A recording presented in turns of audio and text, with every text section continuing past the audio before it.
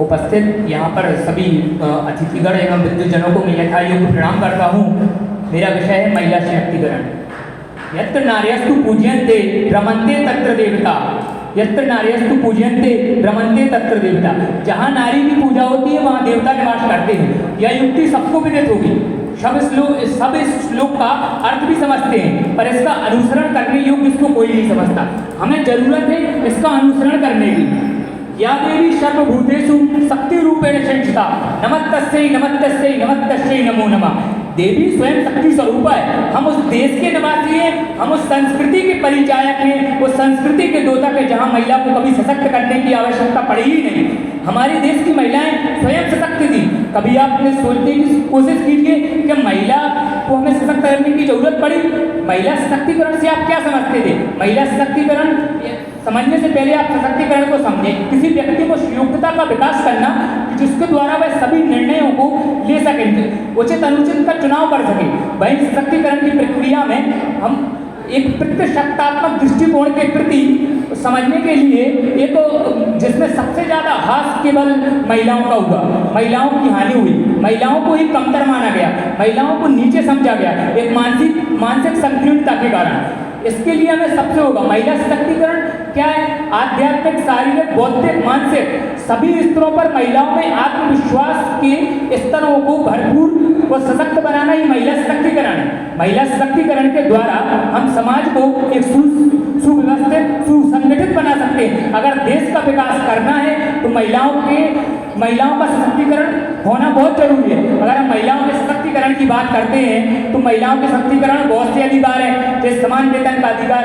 अगर समान वेतन के अधिकार के अधिनियम के तहत हम बात करें तो समान वेतन का अधिकार, सभी वर्गों में समान वेतन का अधिकार होगा, किसी के साथ भेदभाव नहीं होगा। अगर हम बात करें कार्यस्थल पर यौन उत्पीड़न के अधिकार, अगर महिलाओं के साथ कार्यस्थल पर यौन उत्पीड़न होता है तो उसके अभाव में महिलाएं शिकायत दर्ज करा सकती हैं। शिकायत दर्ज लंबित होने के तहत 90 दिन की पेड लीव केंद्र सरकार के द्वारा दी जाएगी। बहुत सी है। सबसे महत्वपूर्ण अगर महिला सशक्तिकरण में सबसे रुकावट के महत्वपूर्ण है तो रुकावट है यौन उत्पीड़न, घरेलू हिंसा।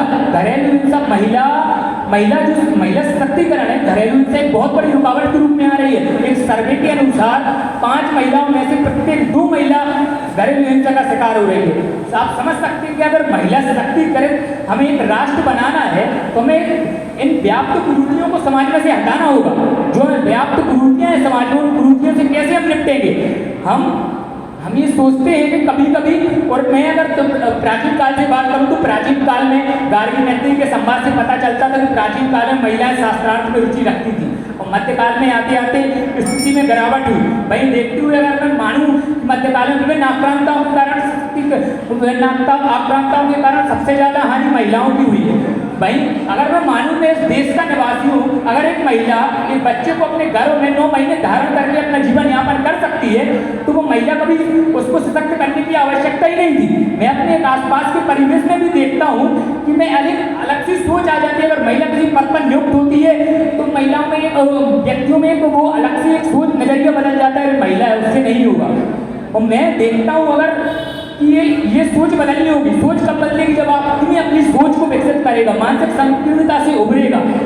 मैं आशा करता हूँ अगर हम दोबारा यहाँ एकत्रित होंगे तो अगर हम किसी और मुद्दे पर चर्चा कर रहे हैं, क्योंकि तब तक मेरा मानना है कि महिला सशक्तिकरण एक राष्ट्र, महिला सशक्तिकृत राष्ट्र बन चुका होगा। जय हिंद, जय भारत।